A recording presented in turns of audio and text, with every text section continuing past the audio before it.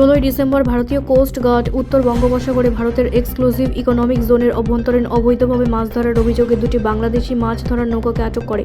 নৌকা দুটি এবং সেগুলোর 35 জন ক্রু সদস্যকে হেফাজতে নেওয়া হয় এবং পরে 1981 সালের ভারতের সামুদ্রিক অঞ্চল আইন অনুসারে আইনি কার্যক্রমের জন্য পশ্চিমবঙ্গের ফ্রেজারগঞ্জের মেরিন পুলিশের কাছে হস্তান্তর করা হয়। প্রতিবেদন অনুসারে আইসিজি জাহাজ অনমোল নিয়মিত টহলের সময় ভারতের সামুদ্রিক সীমার মধ্যে নৌকা দুটিকে দেখতে পায়।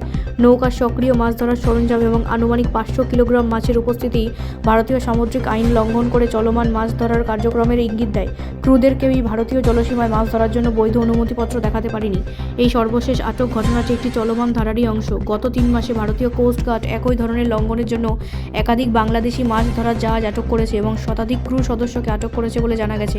এই ঘটনাটিকে বাংলাদেশের দরিদ্র জেলেদের প্রতি ভারতের হয়রানি হিসেবে চিত্রিত করা হচ্ছে। বাংলাদেশের অভ্যন্তরীণ আলোচনায়, যার মধ্যে রাজনৈতিক গোষ্ঠী এবং গণমাধ্যমের অংশও রয়েছে, ইজেড এর আটকের ঘটনাগুলোকে উপকূলীয় জেলে সম্প্রদায়ের জীবিকার প্রতি সংবেদনহীনতা হিসেবে তুলে ধরা হচ্ছে।